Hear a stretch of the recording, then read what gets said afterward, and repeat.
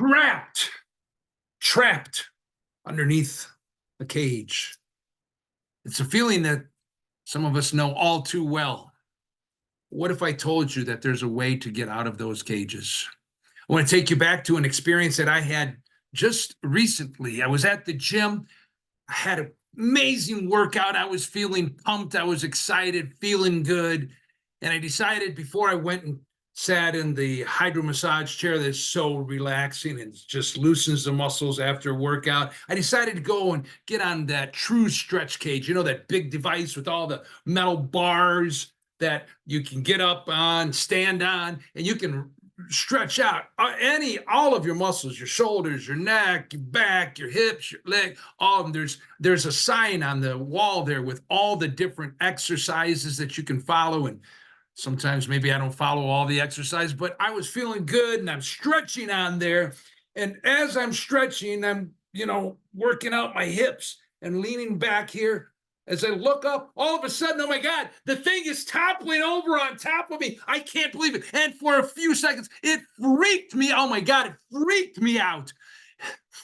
Thinking about what could have happened, what might happen. Like I had visions of my face being smashed. Oh my gosh, my pretty beautiful face smashed, or my elbow being crushed, or any other one of my limbs or fingers or anything being broken and shattered. And as it was coming down on me in a split second, I crouched down in this position, and miraculously, as it came down on top of me, not a single bar touched me. Not a single bar touched me, unscathed from the bars. Oh, yes, I fell back on my back and but it freaked me out. And within a few seconds, somebody came over, a friend came, or not a friend, but a friendly stranger who happened to be somebody who worked there, came over and lifted that cage off of the top of me. It only took one person, that guy.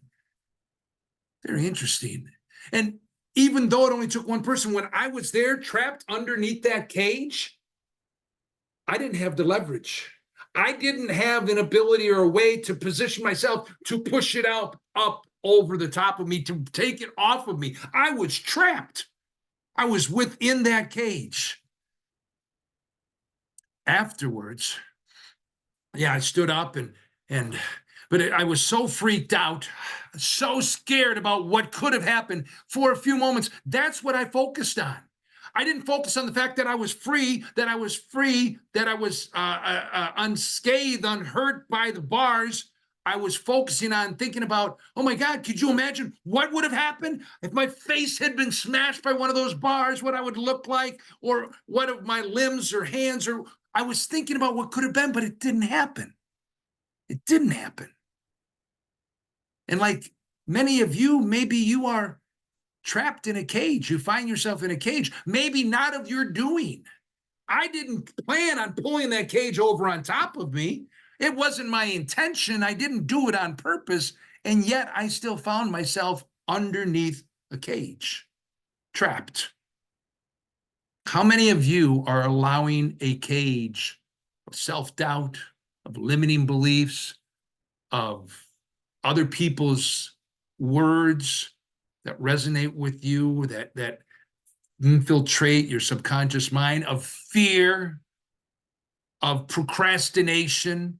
How many of you have a cage that is holding you back from stepping into your greatness, from stepping into your power, from stepping into whatever it is that you are meant to be called to do? I want to challenge you today to confront the cages that confine you. Confront the cages that confine you. They're usually invisible bars. They're not cages that you can see, but you can feel them. You can feel the effects of them. We all have been in a cage at some time, I believe. And it is possible to come out from under the cage. And just like it only took one stranger to come over with one himself alone to lift that up off of the top of me, sometimes it only takes one person, maybe a coach, a mentor, to come into your life and help remove that cage off from you. Now, even after he took the cage off of me and I was still lying down, it was no longer confining me, I still had to make the choice.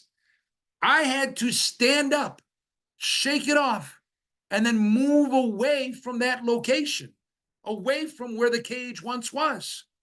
If I didn't do that, if I didn't take the action, well, I would still be lying on the floor of the gym right now without a cage over me and looking pretty ridiculous.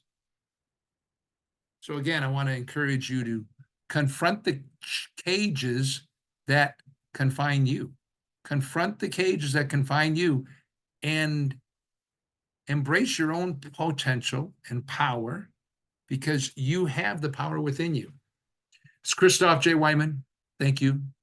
Great to share this time with you, and I'll see you again soon. Cheers.